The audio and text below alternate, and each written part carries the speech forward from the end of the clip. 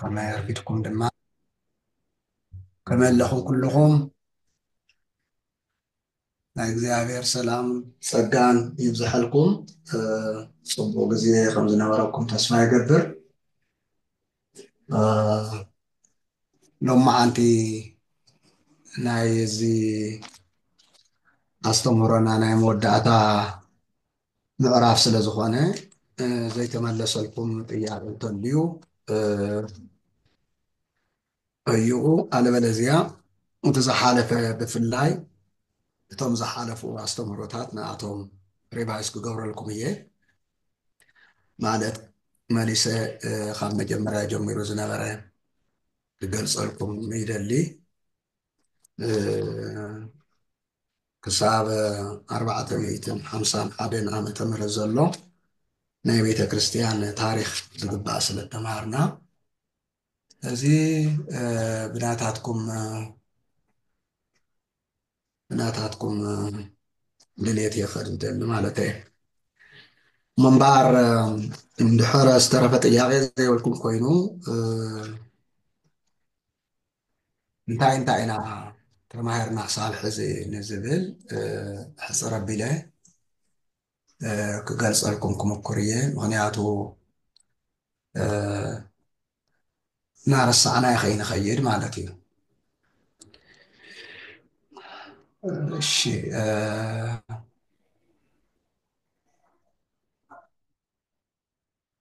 እስቲ ክርስቲያን ታሪክ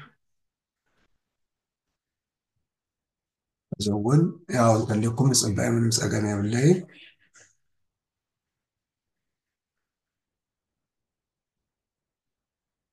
መጸለዲ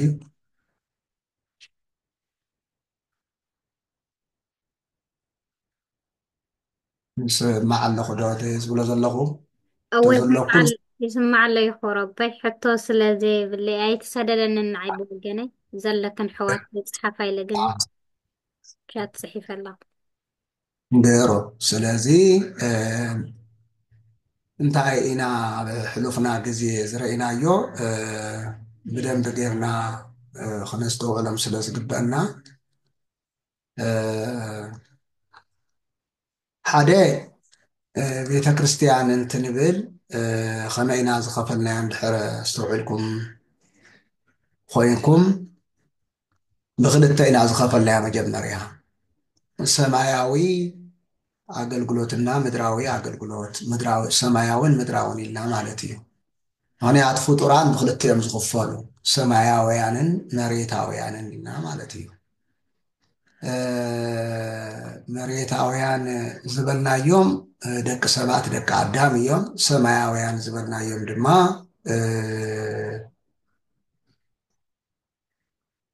ቅዱሳን መላእክቲ እዮም ማለት እዩ ብኡ መሰረት ኢና ንሕና ስብሕ ዝበለ ትምህርቲ ክንወስድ ክኢልና ብዙይ መሰረት ኣብ ሰማይ ዘላ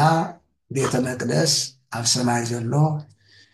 አገልግሎት ኣንታ ምድሪ ዘላ ዋና መሰረት እዩ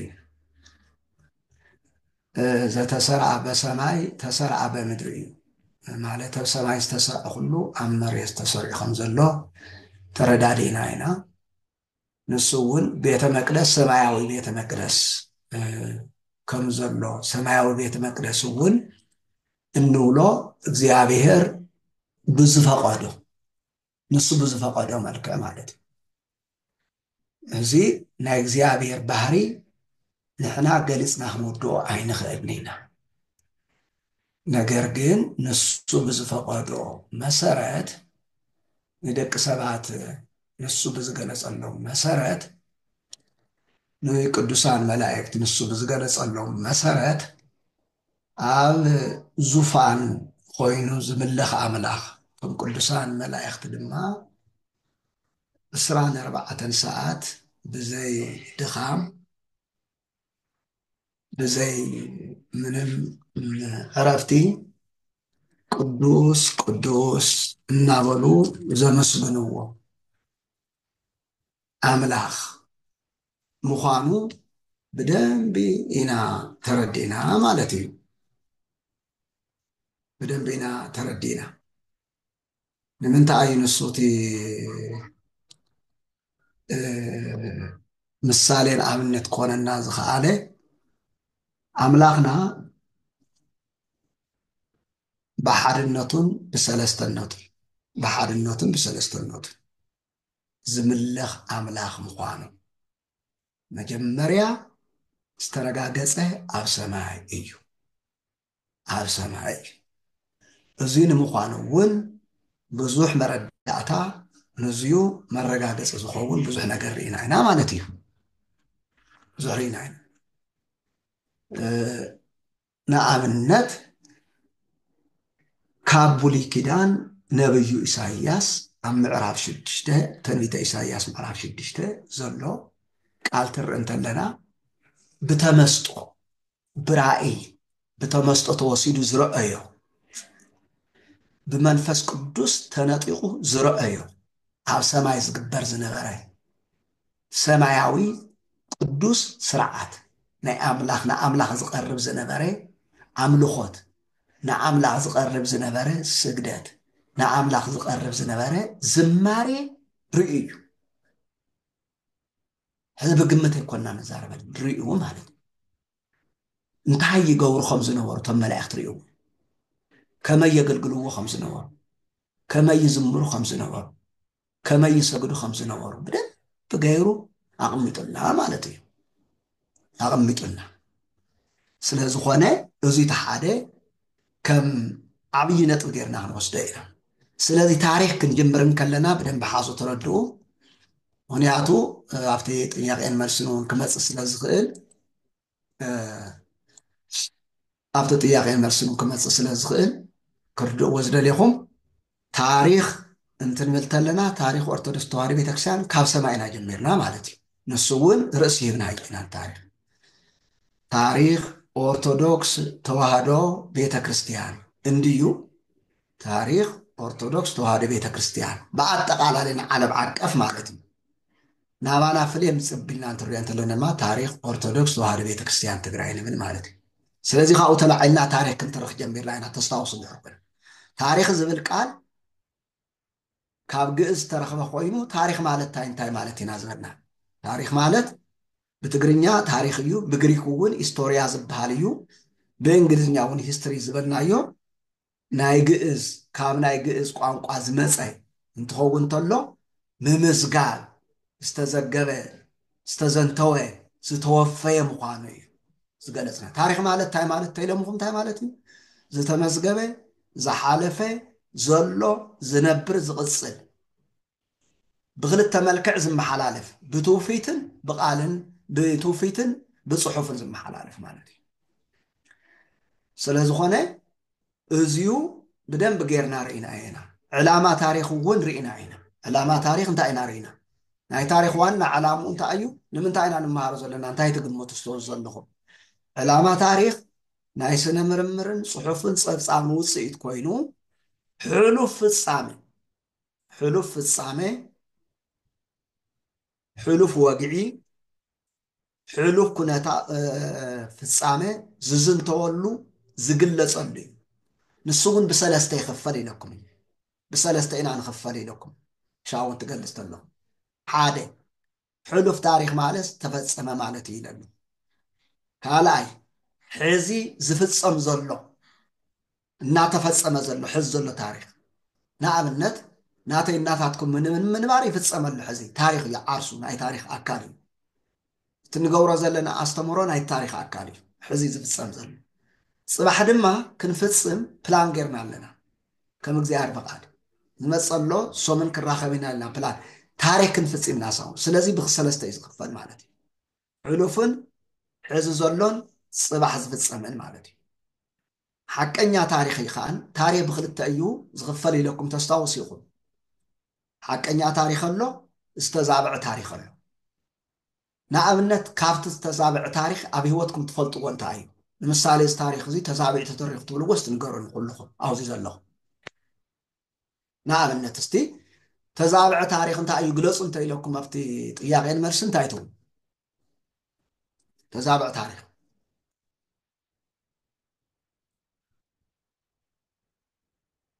እንታይ ማለት እዩ? ትክክለኛ ዘይኮነ ናይ ሓሶት ታሪክ ማለት እንዲና ግን ንኣብነት ወልስቲ ንኣብነት እዚ እዚ ተባሂሉ ተባሂሉ ተፀሓፈ ወይም እዚ እዚ ተባሂሉ ዝንገር ትክክል ኣይኮነን ተዛብዐ ታሪክ እዩ ትብልዎ እንታይ እኒአኩም ኣብ ኣእምሮኩም ዝሓስኩምዎ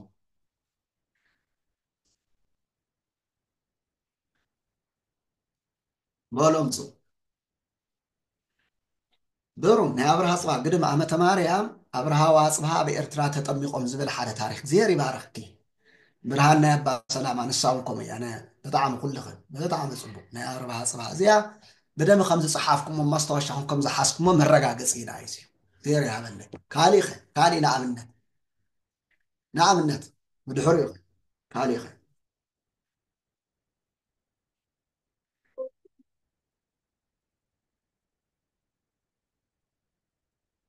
ናይ ኣርባዓ ፅባህ ፅቡቅ ነገርኩም ትክክል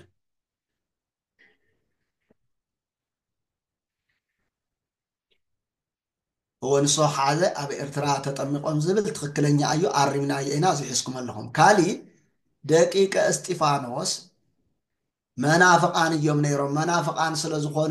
ስለዝኾኑ እዮም ተጨፍጭፎም ተቐቲሎም ይብሉ ታሪክ ተረኸ ዘርያ ያዕቆብ ከምኡ ኢሉ ታሪክ ክመጥ ገይሩ ሕዚ እውን ብኣንፃርና ዘለው ሰባት ንስዮም ዝኣምኑ እዚ ታሪክ እዚ ብሓቂ ደቂቀ እስጢፋኖስ መናፍቃን እዮም ነይሮም ትክክለኛ ታሪክ እዩ እዚዩ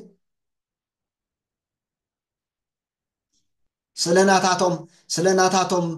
ብሕማቅ መልክዑ ኣብ መፅሓፍ ተፀሓፈስ ትክክለኛ ፅሑፍ ድዩ ቅበልዎ ዲኹም ኩልኹም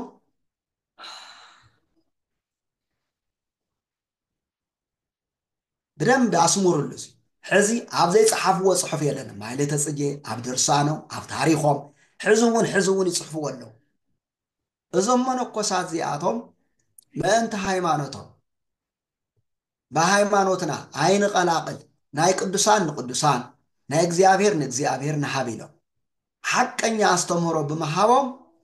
ነገር ድማ ተጋሩ ብምዃኖም ኩሎም ተኣኪቦም ኣብ ሽዋ ኣብ ደብረ ብርሃን ክጭፍጨፉ ዝተገበረሉ ምክንያት ናይ ሃይማኖት ምክንያት ኣይነበረን ንሳቶም ግን ንምንታይ ጨፍጭፍኩሞም ንምንታይ ተጨፍጭፎም ተበልና ንሕና ታያም ዝብሉ ክሳብ ቀረባዎም ዋላ ባና እውን ማለት እዩ ኣባና እቶም መፅሓፍቲ እኮ ባና ኣብ ትግራይ እነው ሕዚ እሳቶም ዝፀሓፍዎም ደቀ እስጢፋኖስ መናፍቃን እዮም ዝብሉ ፅሑፍ እኮ ሕዚ እውን ኣብ ትግራይ እነው እዮም ሕዚ እዚኣቶም እዮም ክዕረዩ ኣለዉ ዝንቡዕ ታሪክ ዝበልኩም ንሱ እዩ ከም መሰለ ተዛብዐ ታሪክ ኣሎ ኣብነት ኢና ገሊፅና ክንደይ ኣሎ ንኣና ዝምልከት መፅሓፍትና ተበሪዞም እዮም እቲ ናይ ኣክሱም ዝነበረ ስርዓት ተበሪዙ እዩ ድርሳናትና ተበሪዞም እዮም ምክንያቱ ግለሰባት ብናይ በዓልቶም ስምዒት ስለ ዝፀሓፍዎም ብናይ በዓልቶም ድልት ስለ ዝፀሓፍዎም ግልፂ ድዩ ዝብለኩም ዘለኹም ይርደአና ኣሎ ድዩ ብናይ በዓልቶም በቃ ናይ ዓርሲ ናይ ኣቡነ ተክለ ሃይማኖት እቶም ብሻውዓይ ክፍለ ዘመን ዝነበሩ ካሊእ ፃድቅ ተክለ ሃይማኖት እኒአውና እዮም ንሕና ናይዞም ሕዚ ዘለዉ ናይ ደብረ ብርሃን ናይ ሸዋ ናይ ደብረ ሊባኖስ ተክለ ሃይማኖት በቦነቶም ንኣምነሎም ፃድቅ እዮም ናይ እግዚኣብሔር ሰብ እዮም ግን እቶም ናይቶም ሓደ ፃዲቅ ታሪክ ኢኖኦም ይተዋህዩ ንምንታይ ነናይ ባዕሎም ዘይነግሩሎም ነዚኦም እውን ናይ ባዕሎም ታሪክ ይትረኸሎም ነቲኦም እውን ናይ ባዕሉ ታሪክ ይትረኸሉ ንምንታይ ተሓዋወስ ንምንታይ ናይ ሚካኤል ንገብርኤል ይወሃብ ንምንታይ ናይ ገብርኤል ንሚካኤል ይወሃብ ረንስያሱም መላእክቲ እዮም እንዲያውም ሓደ እዩ ክብራቶም ንምንታይ ግን ናይ ጊዮርጊስ ንሚካኤል ናይ ሚካኤል ንጊዮርጊስ ከምኡ ምቅልቃል ንምንታይ ይመፅእ እስቲ ንገሩኒ ንምንታይ ናይቶም ቀደም ዝነበሩ ናይ ፃድቅ ተክለ ሃይማኖት ንሶም ዝገበርዎ ገቢራት ብምሉእ ኣምፂኻ ንሓደ ፃድቅ ስለ ዘሸከምካዮ ሓቂ ድዩ ማለት ድዩ ነቲ ፃድቅ ተኽብሮ ዲኻ ዘለካ የኽብርዎም ድዮም ዘለዉ ንኣቡነ ተክለ ሃይማኖት ዘደብረ ሊባኖስ የኽብርዎም ድዮ ዘለዉ ኣይኮነን ንሶም ቶም ፃድቅ እውን ብዙሕ ሕጉስ ኣይክኾኑ ስለዚ ነናይ ባዕሎም ክብረ ኣለዎም ተክለ ሃይማኖት ዘደብረ ሊባኖስ ናይ ባዕሎም ክብረ ኣለዎም ፃድቅ ተክለ ሃይማኖት ዘደብረ ሃገረ ትግራይ ናይ ባዕሎም ክብረ ኣለዎም ነናይ ባዕሎም ዘመን እውኖም ኣይራኸብን ምንኩስንኦም እውን ኣይራኸብን ሕዚ ነቲኦም ግን ህልም ኣቢልካ ደምሲስካ ካሊእ ምፍጣር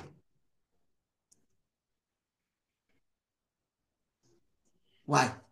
ዝገርም ኮ እዩ ንባዕልካ ሰማይ ናይ ባዕልካ ሰማይ እናሰቐልካ ካሊእ ምውራድ እዚ ሃይማኖት ድዩ ሃይማኖት ኢልኩም ተኣምንዎ እዚ ሃይማኖት ድዩ ሃይማኖት ሰባት ክንመርፅ ዶ ንሕና ናብ መረፅና ክነምጉስ ናብ መረፅና ክነኩንን ዶ ተፈቂዱልና እዩ تفقيدو أي تفقدنا نصادق كل خبره زخونه يكون يتم أونا أرجعوا كو تجراوها يكون لي أونا عفص إيه أونا بينت اللون أونا ليقانوس أونا جبر منفس قدوس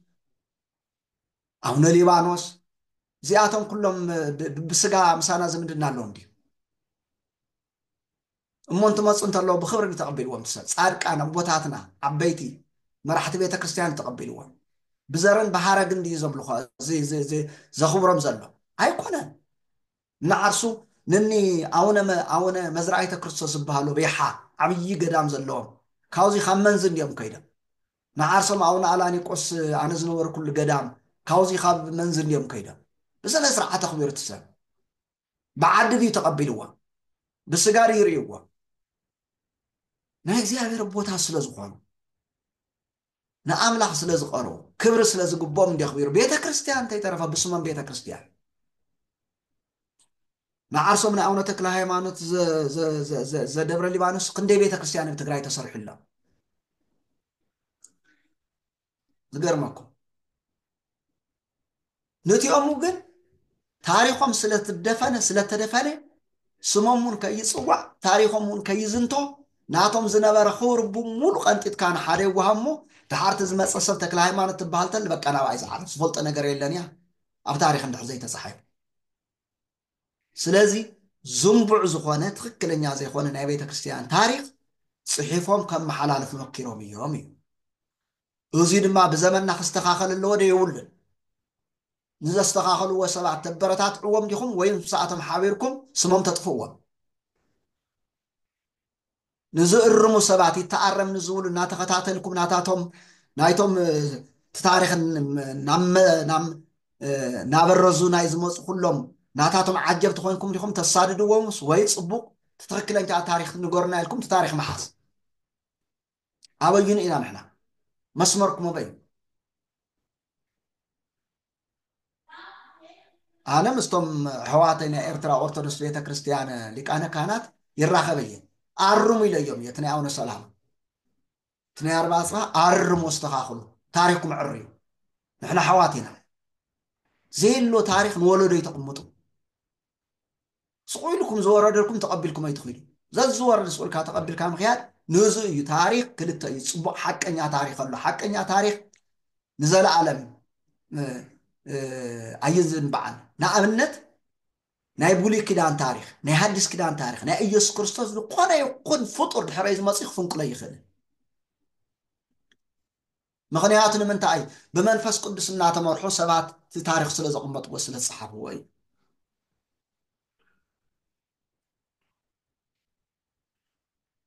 لذلك ناي دك استيفانوس يخون أفتن بعضهم صرحهم كلهم أزيو تاريخ بغلط يغفل زوالكم تحزوا الليل اللي بدهم بغيركم كتحزوا الليل اللي معناته سلازي حقنيا تاريخ مالت حقنيا زانتا بچبوط زغاطمه ነገር ዝግለጽ ጽብጻ ወይ ድማ حقنيا ፍጻሜ ዝተመርኮዘ ፍጻሜ ፍጹም እዩ A true story is an account of something that actually happened or a story based on real events كنا التاريخ يبل حماق يكون صبوق بزي قدس تفصملو وان ጊዜ ፈሊኻ እቲ ታሪክ ንበዓል ዋንኡ ኣብዚ ሓዝዋ ንበዓል ዋንኡ ብምሃብ ኣብ ሃይማኖትን ባህልን ማህበራዊ ዓሌትን ኣድሂቡ እሴትን ኣድሂቡ ዝተረኽን ዝጽሓፍን ዓብይ ጥንቃቄ እዚኣ ዓብይ ጥንቃቄ ዘድልዮ ዘመን ተሳጋሪ ውርስ እዩ ታሪክ ጸሓፊ ውልቃዊ ስምዒቱ ድልዮትን መበገስ ገይሩ እትውድን ህልውን ታሪክ ብምዝባዕ ብምብራስ ክትርኽን ክጽሕፍን ኣይግባእ ስምዒት ዘይኮነ ኣብ ዝተወሰነ እዋን ግዜ ፈጻሚ ዘሎ ካባዱ ዘይለዓል ስለ ዝኾነ እዩ ሓቀኛ ታሪክ ጸሓፊ ብትኽክል ብዘይ ምዝባዕ ይስንድ ንኣብነት ናይ ኣቤል ቅድስና ቅንዕና እንድሕር ዝገልጽ ኮይኑ ናይ ኣቤል ተቃራኒ ዝኾነ ናይ ቃኤል እውን ብትኽክል ይቕምጥ ማለት እዩ ንኣብነት ኣቤል ቅዱስ ነይሩ ቅንዕ ኢሉ እንድሕር ጽሒፉ ኣብ ዝኾነ እዋን ሰባት سقيلهم نقائل سمو يطفئوا لهم بر طعي سبي نيرو لين تصحيفه حقنيا تاريخ دي يخون زي يخون ده هيو خون كما يدو مصحفت يعني ونا مسكر يعني هنا كابنا እግዚአብሔር ቃል ዝበልጽ ምንም ነገር የለን ወይ ድማ ከምቲ ዓንቶ ዝበልናዮ ናይቲ ሓደ ናይ አቤል ታሪክ ንቃየል ክንሆን ንኽእል ኢና ይኽእል ስለዚ ክፍኣትን ተንኮል ህይወትን ብዘይ ምድላው ይግለጽ ምክንያቱ ቃየል ክፉእ ስለ ዝኾነ አይ ናይ ቃየል ሓሳብ ይገልጽን ከዓ ክትብል ኣይትኽእልን ኢኻ ብታሪክ እንድሕር ኮይኑ ቅመጠሉ ኣሎ ንኣብነት ክሳብ ሕዚ ናይ ይሁዳ ታሪክ ይትረኸባና ናይ አርዮስ ታሪክ ይትረኸባና ናይ መቅደኒዮስ ታሪክ መናፍቃን እዮም እዚኦም ኩሎም ናይ ሰባልዮስ ታሪክ ይትረኸብ ንምንታይ መምህር እያ ጉኢናያ መፅና አለበለዚያ ናይ ዞም መናፍቃን እዚኦም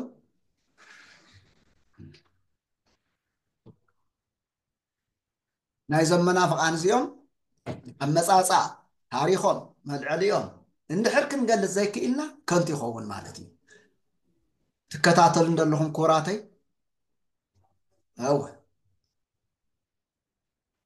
ስለዚህ እዚህ በደንብ ገርና ንረዳዩ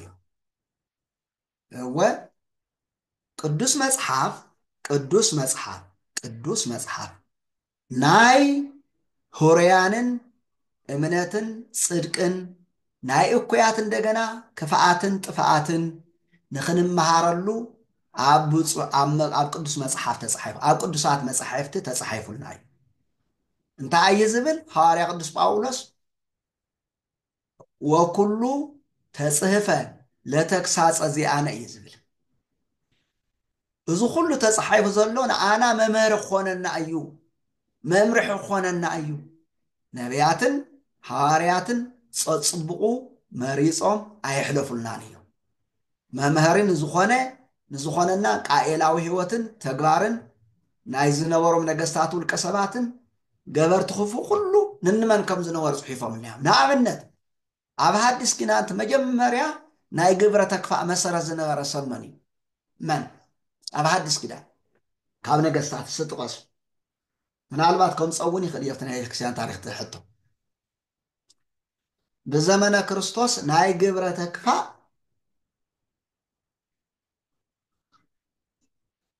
ናይ ክፋኣን ዝነበረ ንጉስ በአብነት ተጠቀሰብ ቅዱስ መጽሐፍ መሪ ኣብ ሐዲስ ኪዳን የዝብል ዘሎ ወስተውዕሉ ሕዚ ከይዋዖኩም ግሩም ገና መጀመርያ ማለት ክርስቶስ ተወለደ ተሎ ሄሮድስ ትክክል ጽቡቅ ኢልኩም ሄሮድስ ኦኬ ናይ ሄሮድስ ታሪክ ናይ ሄሮድስ ክፋኣት እንተንኮል ነፍቲ ቅዱስ ዝኾነ ናይ አምላኽ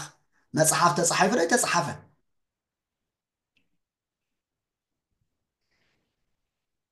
ተጻሒፉ ጽቡቅ ጥራይ ተመሪጽ ኣይኮነ ተጻሒፉ ትዝነበረት ተገበረ በሐቂ ሄሮድስ ማን እዩ እንታይ ገይሩ እንተሕማቅ ገይሩ ተጻሒፉ ስለዝኾነ ሄሮድሳውያን ከም ሄሮድስ ዝመሰሉ ነገስታት ተላዓል ተለው ናቱ ገጽ ባህሪ ሒዞም ስለዝላዓሉ ኢና ዝለማ ምክንያቱ ንምንታይ እዩ ተጻሒፉ እንታይና ንምንታይ ተጻሒፉ ቅዱስ ጳውሎስ ከም ዝነገረና ንምንታይ ክንመሃረሉ ሓጽር ቦኑ ሰዶ ስለዚህ ናይ ናተመረጸ ቅዱስ ጽቡቅ ጥራይ ኣይኮነን ተጻሒፉ እዩ ናይ ኩሎም ህይወታት ዘለዎ መጽሐፍ በአንጻሩ ነበርያ እንደገና ሕዚ ትሕማቅ እንደገና ዘንቶ ዘይባሃል ነበርያ በመጽሐፍ ሓቂ ዝቀበሩ ናይ ታሪክ ናይ ፈጠራ ታሪክ ዝተረኹ ናይ አቤል ታሪክ ንቃኤል ናይ ቃኤል ታሪክ ንአቤል ንኣብነት የዝገልጽ ዘለኹ ዘሃው ናይ ታሪክ መናፍቃን እንደገና መናፍቃን የዝብሎም ሓቅን ምዝራዕ ነዚኦም ናይ ታሪክ መናፍቃን ድማ ብዙሓት እዩ እዚኣቶም ድማ ንምንታይ እዮም ከምኡ ገይሮም እንተልኩም ካብ ውልቃዊ ረብሓኦም ተላዒሎም እዮም ድርሳናት ቤተ ክርስቲያን በሪዞም እዮም ታሪክ ኣዛቢዖም እዮም ንምንታይ በቲ ዝነበሮም ሕብረተሰብን በቶም ነገስታትን በቶም መኳንንትን ክውደሱን ክምስገኑን ስለ ዝደለዩ ዘይኮነ ክብሪ ንትንጉስ እውን ዘይኮነ ክብሪ እናጽሓፉ ንስኻ ከምዚ ኢኻ ናባ ናይ ንምንኢልክ ተይተረፈው ከብቲ ኣምረ ማርያም ኮ ተጻሒፉ ኮይኑ زيريخ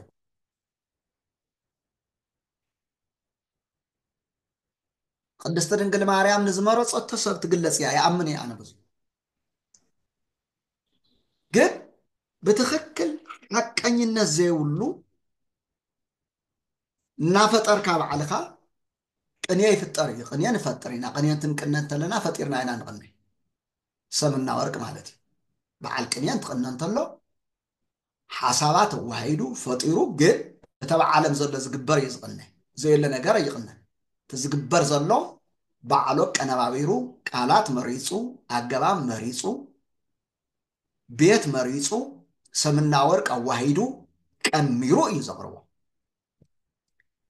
ንባቡ ከይባላሾ ዘይምኡ ከይባላሾ ተጠንቂቑ ታሪኹ እውን ዓቂቡ ዘይኮነ ታሪኹ ከየእተው ለፍቲ ቅንየ እዚ ኩሉ ጠርኒፉ ሒዙ ይቕነ ማለት እዩ እዚኣቶም እውን ካብ ኩሉ ዝወፅ እዮም ዝስቁ ኢሎም ይንስነሱ ነይሮም ክንደይ ተነስነሰ መፅሓፍ እናልዕልኩም ኩሉ ስለ ዘንበኩም ሞ ኩሉ ሓቂ ማለት ኣይኮነን ማለት እዩ እዚ ንኣብነት ሓደ ሓደ ሰባት እንትመቆም እንተሎ ቅዱስ ያሬድ ትግራዋይ ኣይኮነን እዩ ጎንደር ይብልኩም ማለት እዩ ሓቂ እንትከሓል ብጠጠው ኢሎም ከምኡ እንታይ ኢሎም እንታይ ኣኹም ስትክትብሉ ርእስኩም ትሕዙ ዶ ኢሎም እዮም ድማ ተዛሪቦም እዮም ንሕና ቅዱስ ያሬድ ቅዱስ እንድዩ ናይ ኩለይና እዩ እኮ ንኩለይና ሲኣኽለል እወ ኣመተ ማርያም ረገልገሊኦም ኦሮሞ እዮም ኢሎም መፅእ ምንም እኮ ፀገመ ይምነበረ ንምንታይ ሓቂ ተዛሪቦም ናይ ባዕሎም ዘይገብርዎ ቅዱስ ያሬድ ኣብ ኣክሱም ተወሊዱ ኢልካ ግን ናተይ ኣቦ እዩ ኢልካ ምዝራብን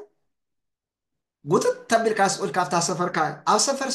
ስለተወለደ እንታይ እዩ ንኣና ምሳና ናፍታ ተወለድና ኣላ እንዲ ተወሊዱ ቅዱስ ብምዃኑ ኢና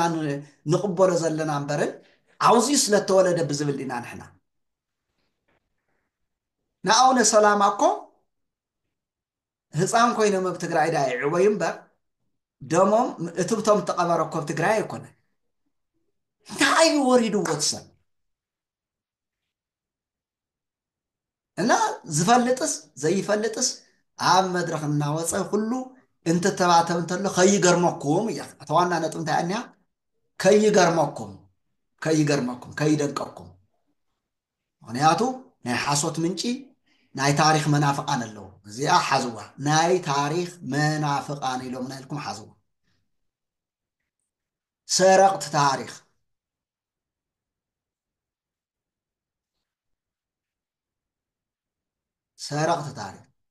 ሓንቲ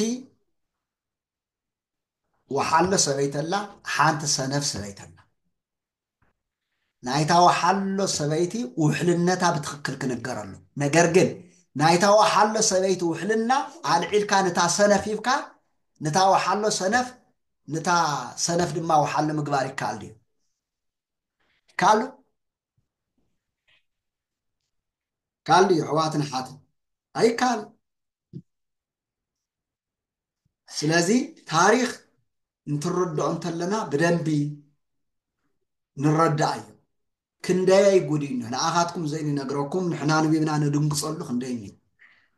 ግን ኣብኡታት እስኻትኩም ደንበርበር ክትብሉ እውን ኣይንደልን ኣብ ሃይማኖትኩም ኣፅኒዕኹም ብመንነትኩም ኮሪዕኹም ብታሪክኩም ኮሪዕኹም መንነት ኣይሽየጥን እዩ ኣይልወጥን ንኣብነት መንነቱ ንስነትካ ማለት እዩ ንስነቱ ዝሸጠ ሰብ ኣሎ ክሳብ ሕዚ ብፅቡቕ መልክዕ ዘይለዓል ብሕማቕ ታሪክ ዝለዓል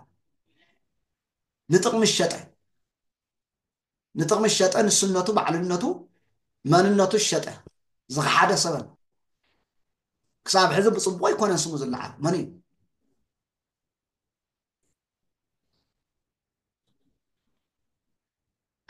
ትኽክል ይርዳእለ ትኽክል እዚ ያዕቆብ ደኣ ተመረፀ እምበር ኤሳው ኣይተመረፀ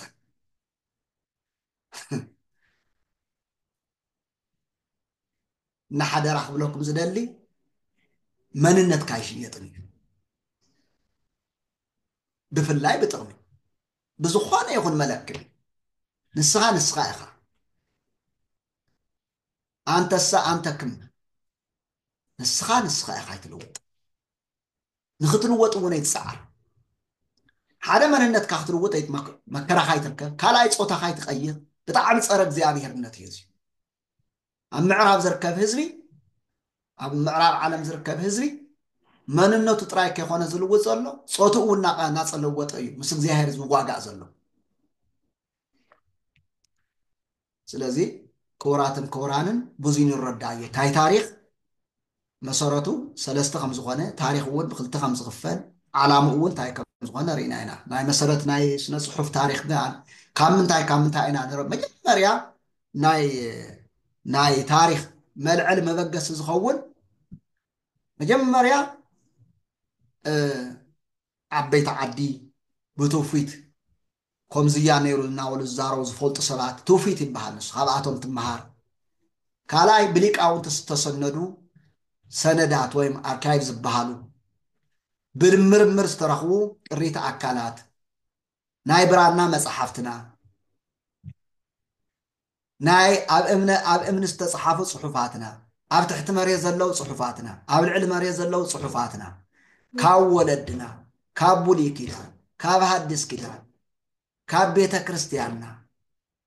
እዙይ ኢና ንመሃር ኣባሓጎ ናይ ኣባሓጎ መን እዮም ዝበሃሉ ናይ ኣባሓጎኻ ናይ ኣቦጎይታኻ ጎይታ መን እዩ ዝበሃል ነበረ ብትግርኛ ስትንገርኒ ካብኣኻትኩም ስትቕልቃሕ ክሪኦኩም ኣባይ ተወሊስኩም እንታይ ዝነበረ ናይ ኣቦጎይታኻ ኣቦ ወይም እኖ እንታይ ይበሃል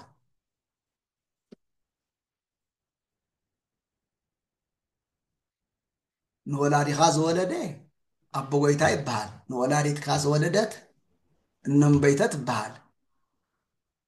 ወይም ደግሞ ነቦኻ ዝወለደት እውን እኖምበይተ ትበሃል ብክልቲኡ መዳይ ማለት እዩ ንኣቶም ዝወለደ ከመይ ኢልካ ፅውዖ ኣቦሓጎ ትኽክል ኣቦ ሃባካ እንታይ ግደይ እንታይ ክብል ደልዩ ኣቦሓጎ ካልኦትኩም ከ መን ተባሂሉ ይፅዋዕ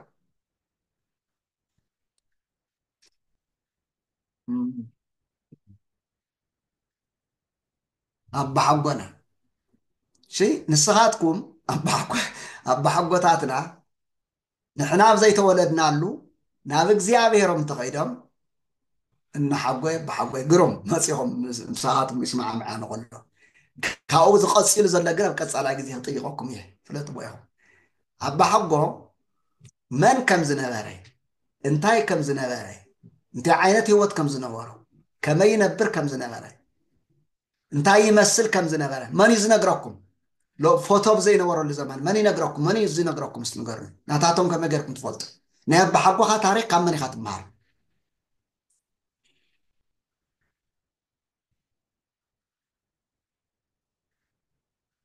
ናይ ኣቦሓጎኻ ታሪክ ናይ እናሓጎኻ ታሪክ ካብ መን ትመሃር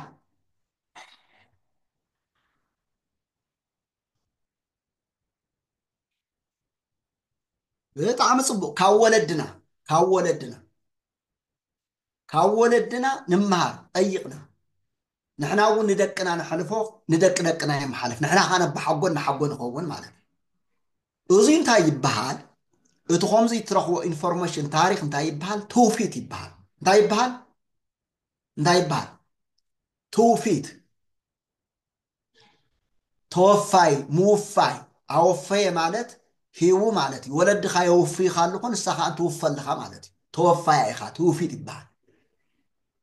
ካብ ወለድኻ ካብኡ ሓሊፍካ ካብ ዓበይቲ ዓዲ ትጥይቕ ወለዲ እንድሕር ዘይብልካ ማለት ኣጋጣሚ ናብ እግዚኣብሔሮም ተኸይዶም ዓበይቲ ዓዲ መሓዝቶም ዝነበሩ ትጥይቕ ካብ ጎረቤት ትርዳእ ካብ ናይ ቤተክርስትያን መራሕቲ ትርዳእ እዙይ ብዙይ መልክዕ ትረኽቦ ታሪክ ኩሉ እንታይ ይበሃል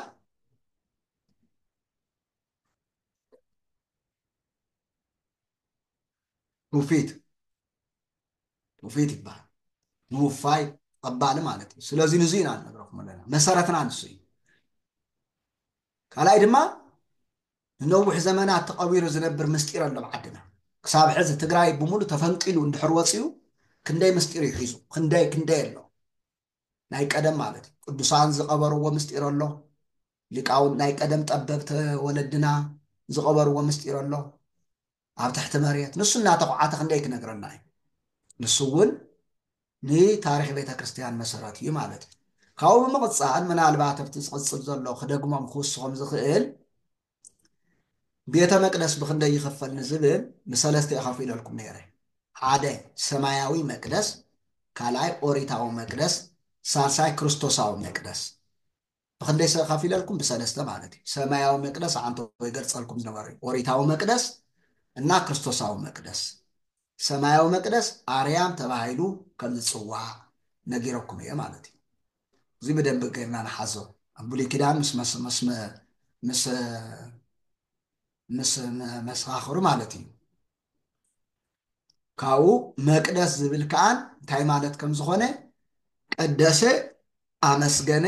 ኣኽበረ ባረኸ ኣንጽሓ ፈለየ ካብ ዝብል ቅዱስ ቃል ዝተረኸበ ከም ዝኾነ ስለዚ ቅዱስ ዝብል ቃል እውን ካብኡ ይርከብ ዝተቀደሰ ማለት እዩ ቀዳሲ ዝቅድስ እግዚአብሔር ቀዳሲ እዩ ንኣና ይቀድሰና ባራኺ እዩ እግዚአብሔር ንኣና ይባርኸና መንጽህ እዩ እግዚአብሔር ንኣና የንጽህና ቅዱስ እዩ እግዚአብሔር ዝተቀደሰ እዩ ግን ናይ ባህሪ እዩ ዝተመስገነ እዩ ግን ናይ ባህሪ እዩ ዝተኸበረ እዩ ግን ናይ ባህሪ እዩ ንጹህ እዩ ናይ ባህሪ እዩ ንሕና ግን ምስጉናት ተተባሂልና ዝተባረኹን ተተባሂልና ዝተቀደሱን ተተባሂልና ናይና ቅድስና ዝርከብ ካብ መን እዩ ካብ መን ይርከብ ካብ እግዚአብሔር ካው ቅዳሴ ምስጋና መቅደስ ዝብል ካውዚ ዝርከብ ቤተ መቅደስ ሱሙ ትርጉም ነግረኩም ዘለኹ ስለዚ እዚኣቶም እውን ኣብ ተቐጻላይ ዝህልወና ናይ ትምህርቲ ክፍለ ናይ ክስታይ ናይ ጥያቄ መልስን ክንሓቶም ኢና ካልእ ምናልባት ንዚኡ ኣብ ሰማይ ንዘሎ ቤተ መቅደስ ዝነበረ ኣገልግሎት ዝረአ ነብዩ ኢሳይያስ ከም ዝኾነ ንሱ እውን እንታይ ናበሉ ይዝምሩ ከም ዝነበሩ ቅዱስ ቅዱስ ቅዱስ ጎይታ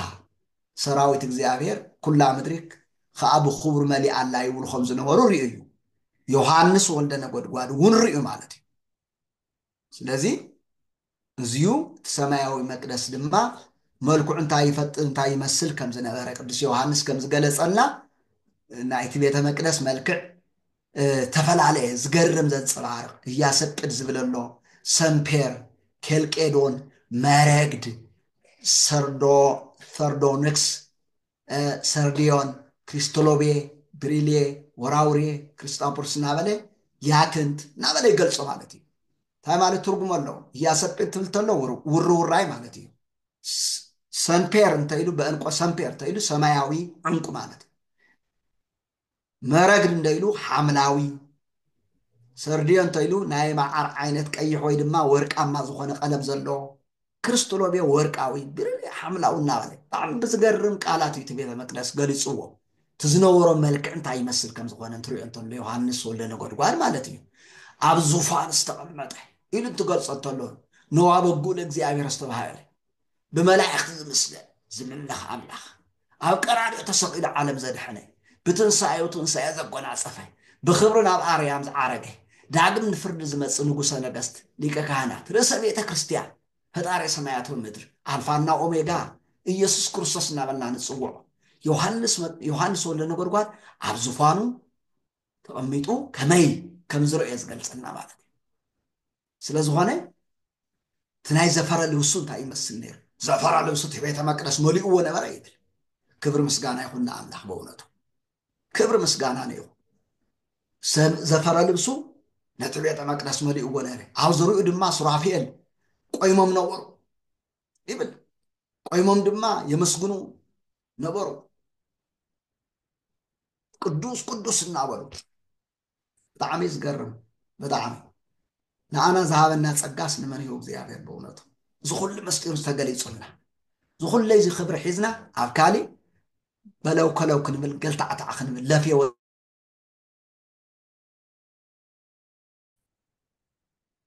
ተሓምር እኮ እዩ ብደንብ ጌርካ ልቢ ሂብካ እንተንብቦ እንተለካ እኮ ማዕሓር ይብካ ዝገርም ቅዱስ ቅዱስ እግዚአብሔር ጎይታ ሰራዊት እናበሉ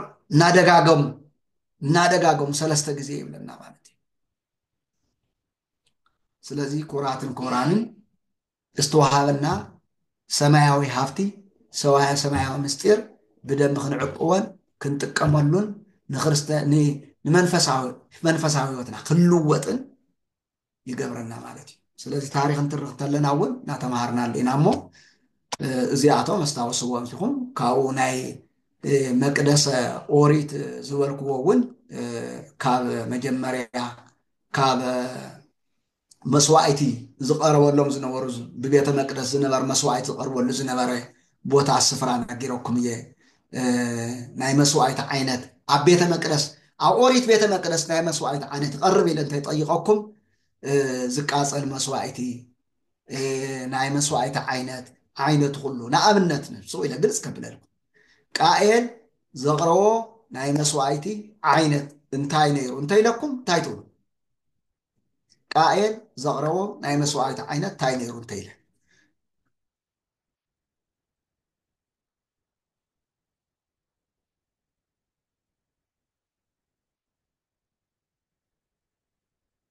እሺ እኽሊ ተኸከል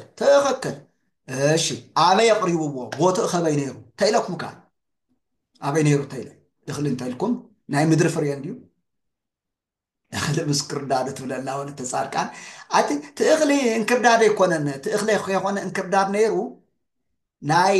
ቃኤል ልቢ እዩ እንክርዳድ ነይሩ ማለት ብቕንዕና የቕረቦን እዩ ትዋኑ ትነጥፍ ትወስድዎ ዘለኹም በቃ ሃምብል ኮይኑ የቕረቦን እዩ ልቡ እወ እሺ ኣብ ኤደን ከባቢ እዩ ኣቤል ዘቕረቦ ናይ መስዋዕቲ ዓይነት ከ እንታይ ነይሩ በጊዕ ትኽክል ኣብ ገነት ኣብርሃም ዘቕረቦ ናይ መስዋዕቲ ዓይነት ከ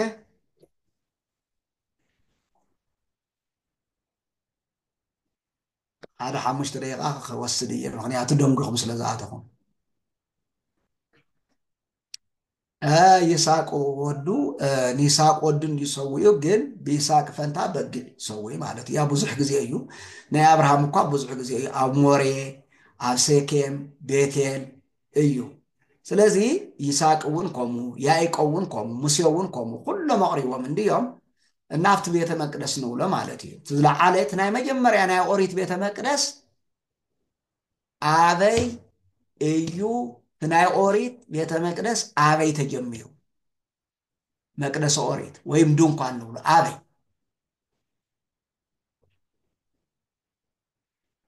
ኣበይ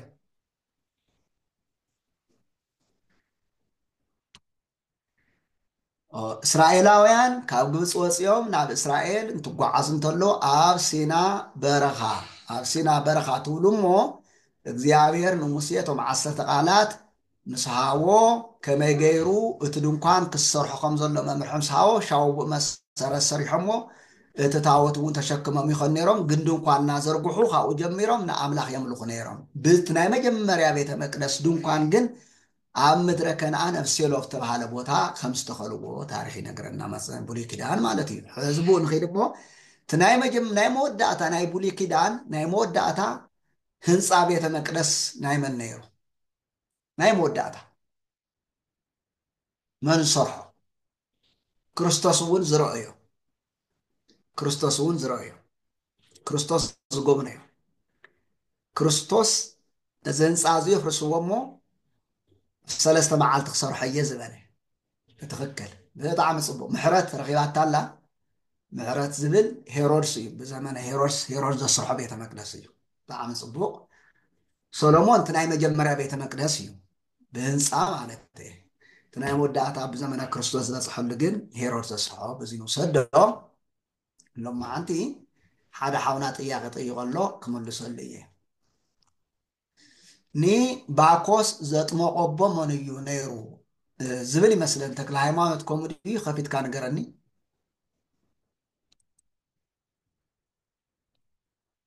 ተክለ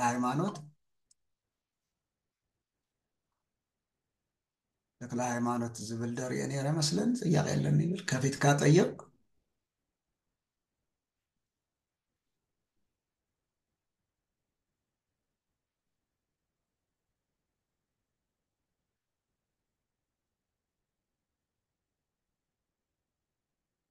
እሺ ተነበረት ኣብ መወዳእታ ንባኮስ ዘጥመቆ ቅዱስ ኣቦ መን ቅዱስ ፊልጶስ ይበሃል ኣብቶም ዲያቆናት ፊልጶስ እዩ ኣብ ጋዛ ያጥምቁ ፊልጶስ መልሰልካ ኣለኹ ዝነበረና ግዜ ኣምላኽ ቃሉ ገሊፁ ስለ ዘምሃረና ክብርን ምስጋናን ይኹን ቃሉ ስለ ዝገለፀና ክብርን ምስጋናን ይኹን በቶም ብቅዱስኑ ይቀድሰና ኣምላኽና ዝሰማዕናዮ ኣብ እዝነ ልቡናና ኣእምሮና የንብረልና ናይ ታሪክ ሰባት ይግበረና ኣምላኽና ቅዱስ ታሪክ ስብሐት ለአብ ስብሐት ለወልድ ስብሐት ለመንፈስ ቅዱስ ይእዜኒ ወዘልፈኒ ወለዓለመ ዓለም አሜን። ወዲያለሁ